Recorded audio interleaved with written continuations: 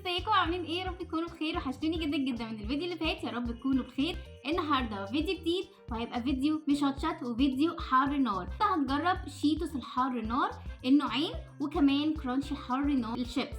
لما ابدا الفيديو متنسوش تحطوا لايك وتشتركوا في القناه وتفعلوا الجرس. كبروا القناه معايا بسرعه عشان اظهر معاكم فار. ويلا نبدا الفيديو على طول بسرعه بسرعه. تعالوا بقى نجرب اول نوع على طول كده من غير رغي كتير. الكيس ده ب5 جنيه. يلا نفتحه كده ونشوف هو حار نار ولا نص نص. هنجرب دلوقتي شيتوس الحار نار بايتس. يلا ندوق. ايه ده؟ جميل قوي قوي قوي. انا اول مره ادوقه دلوقتي معاكم.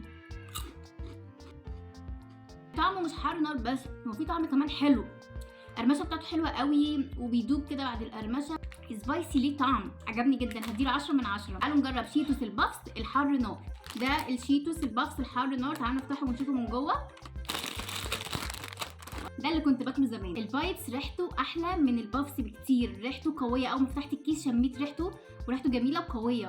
ده مش شماله ريحه. فتعالوا ندوق كده الشيتوس البافس الحار نار. ده شكله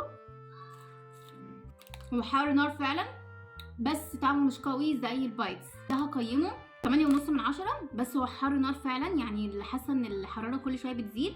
بس ده فيه طعم احلى من ده. اكتبوا لي رايكم، ده البايتس احلى ولا البافس احلى؟ عايزه اشوف رايكم في التعليقات. يلا ندوق كرانشي حار نار. كرانشي حار نار. واو، شوف غامق جدا غامق جدا. يعني المنظر ده تحس انه فيه حار نار جوه بجد. شايفين ريحته شيبسي وريحه الزيت فيه باينه. فتعالوا نشوف.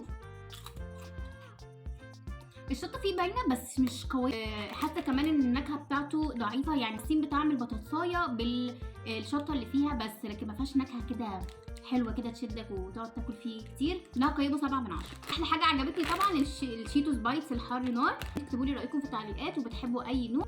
يا رب يكون الفيديو عجبكم. تعملوا لايك للفيديو وتشيروا الفيديو لاصحابكم. واستنوني فيديوهات جديده وباي باي.